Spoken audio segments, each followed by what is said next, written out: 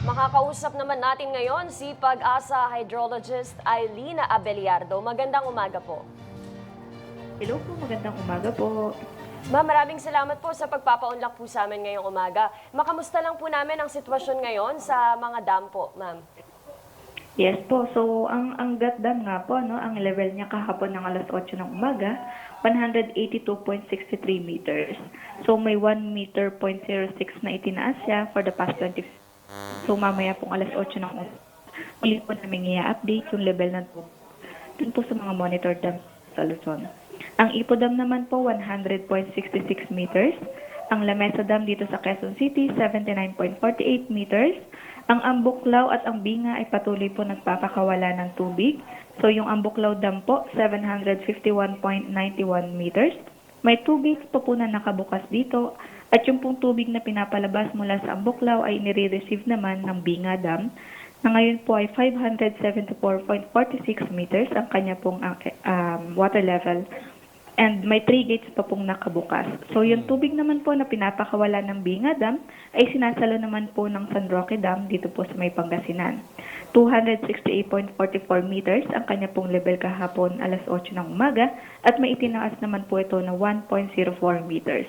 While ang Pantabangan dito po sa may Nueva Ecija, 186.56 meters, tumaas naman din po ito ng 0.47 meters. And yung Magat naman po may ibinaba na 0.07 meters na ngayon nga po ay 177.94 meters. And lastly po ang Kaliraya dito po sa Laguna, 286.33 meters. May itinaas po naman na 0.13 meters. So yun po yung mga level ng mga dam na monitor po natin dito sa Luzon. Ma'am, tanong ko lamang po kasi nung mga nakaraan, 'di ba, ang sinasabi, yung mga dam natin wala daw laman. Ngayon po ba masasabi natin na balik normal na po lahat ng mga dam sa ating bansa?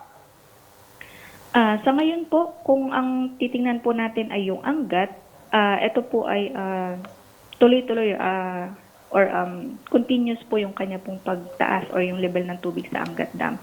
So sa ngayon po, nakapagtala naman siya ng level na halos katumbas ng kanya pong rule curve elevation or ibig sabihin, yun po yung elevation kung saan nagiging normal po yung function ng isang dam. So for Angat, good news po yun dahil nasa rule curve elevation na po siya.